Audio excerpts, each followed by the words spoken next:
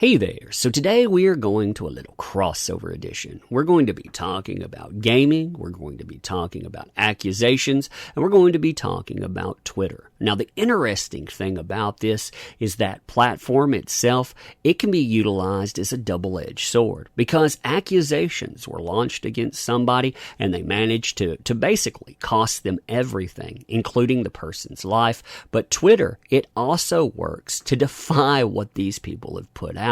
It showcases how, in this case, Zoe Quinn lied. Now, with this, too, I want to say something about our channel here. I'm going to showcase our comic book right here, and the reason for that is simple. Zoe Quinn has been hired by DC. Zoe Quinn was hired by Marvel. These are the type of people that they want to bring in. Meanwhile, they try to gatekeep actual talent out. So, if you like this kind of content here, make sure you're subbed to our channel. Make sure that you help get this message out. And also, we created a comic book so we could defy gatekeepers. If you want to hear more about that, wait till the end of the video. But this is the way that we not only challenge narratives, but we go out and we build our own thing. But more on that at the end of the video. So this article, again, it does a really good job of placing a timeline. It talks about on August 28th, 2019, game developer and activist Zoe Quinn issued a multi-post Twitter statement detailing abuse allegedly suffered at the hands of former partner and fellow indie developer Alec H.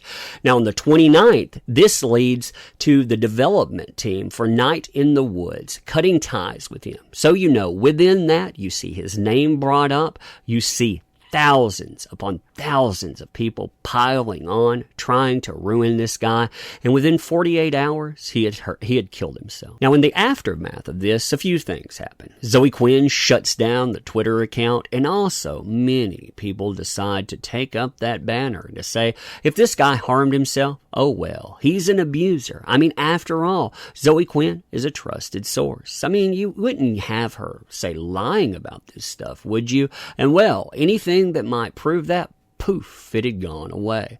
Well, Zoe Quinn decides that she can't leave well enough alone. She has to come back and log down her Twitter account. She says it's because people are trying to hack it. She puts it in protected mode. And when she does, there are a lot of people that are following that now can go in and can look at the timeline.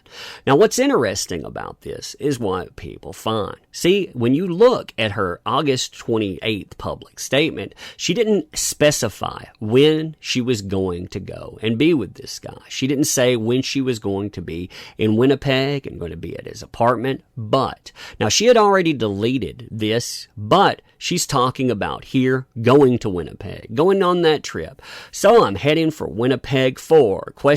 Weeks. If you want to see me before my trip, I would suggest yelling at me sometime soon. So you have the date here mentioned. So as they put in this article, it's around the end of March or the beginning of April when she's going. Now in her claims, she says that she was physically confined within his unit as well as isolated from the outside world. You know, he cut her off from everything. She couldn't go out. She couldn't be around people. She couldn't talk with friends. She had access to nothing. The problem with this statement is, well, you have a lot of what she put out there. And what she put out there, it shows a different type of message. Here, for example, on April 11th, 2012, she's talking about going out and getting fabric for plushies. She says, I think I'm done with work on It's Not Okay Cupid for the night. Tomorrow, making a bunch of secret plushies. So you follow this through. She even says, hey, I went to get to fabric for making plushies today, and someone crashed a car into the front door of the store. Not entirely what I was expecting. So even then, you know, crazy things are happening around Zoe, but not a lot of attention paid to that. Now, as you go forward, if you look at other dates, again, this date, you notice, is on April 11th. Here we have April 29th. Now, April 29th, this is kind of interesting because it mentions a few things. Number one, it mentions a visit here. Just wondering, because I'm due back in Toronto for a bit after the 4th, and I thought it'd be funny if we just missed each other's visit. Wait a minute. I thought you were cut off from talking to people. So there are other people that are being tagged into conversations here with discussion.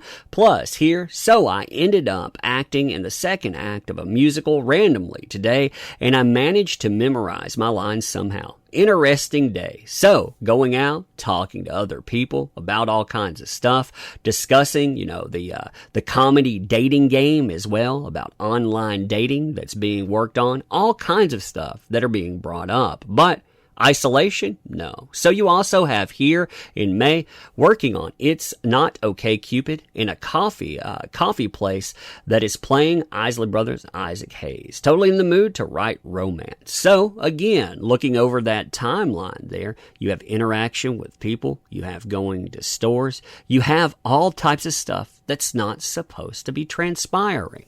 So Quinn and Alec H. also arranged a multiple indie game meetups approximately named Winnipeg in mid-April and early May at Urban Forest, where up to 38 other developers were present, many of which had been those Quinn had been interacting with through Twitter. So you have the meetup here. So you have a meetup with many, many people in the same date range.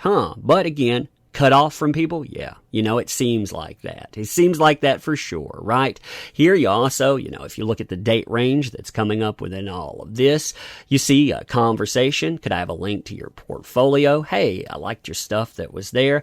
The Winnipeg meetup tomorrow for Indie Game, the movie. 2 more days till I'm in Montreal and Toronto. Then this weekend. So many things. Project Overboard sounds awesome. I mean, like I said, you see all of this stuff.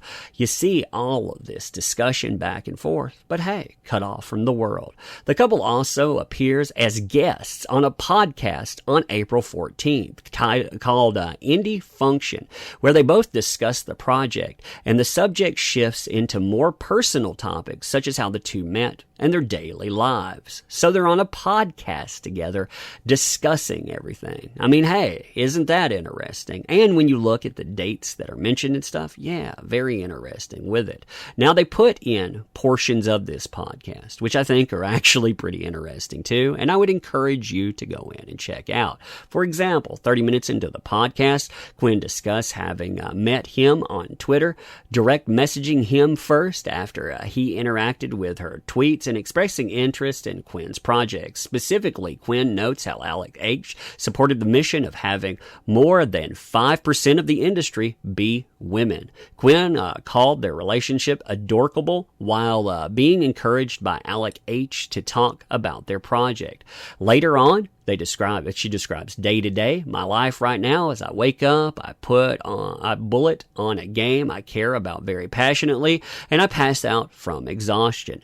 While discussing indie game developer Phil Fish, a conversation that eerily relates to the present takes place. Check this out here. And that's one of the reasons you don't really want to be famous, because that's what happens. People basically turn you into a cartoon character. You don't get to be a person anymore. You are a concept. I'm pretty sure I'm not that well known yet because that hasn't happened to me. And I don't think I am that way where I would be characterized as one thing or another. Alec H. says to Quinn's agreement, everyone is going to get mad and yell about something eventually, and then get characterized that way.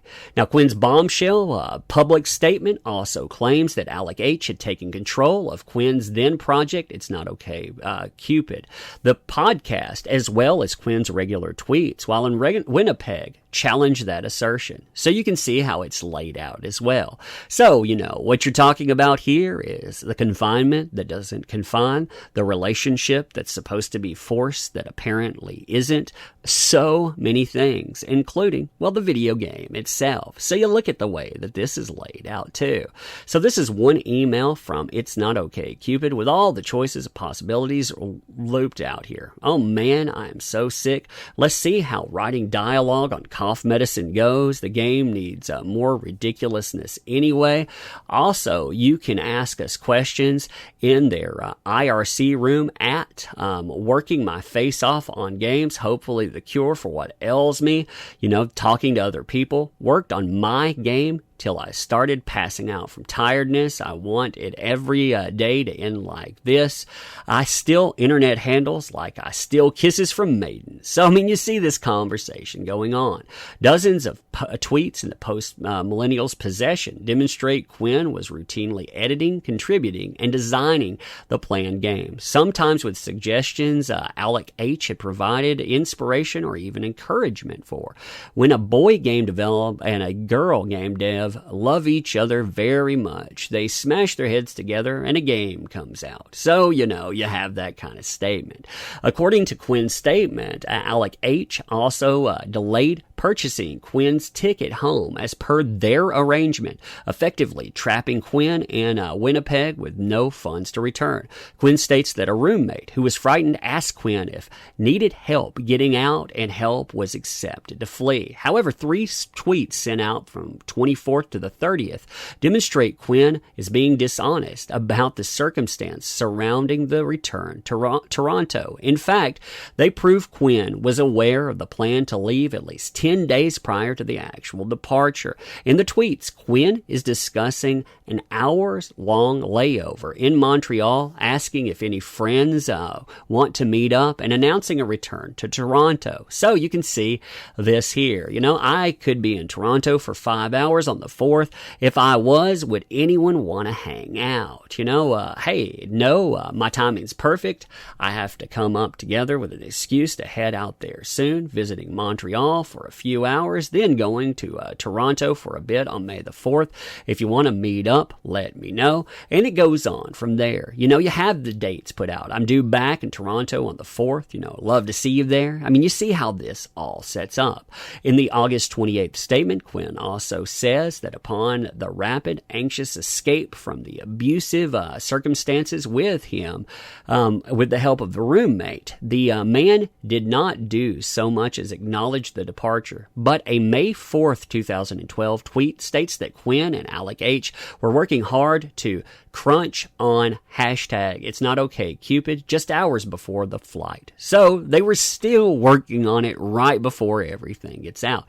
And again, this continues to go on from there. There's quite a bit in this that, again, if you go through, if you look at it all, it's absolutely crazy. With this too, something that's really bothersome with cancel culture is the fact that this person doesn't get blame. The people covering it do.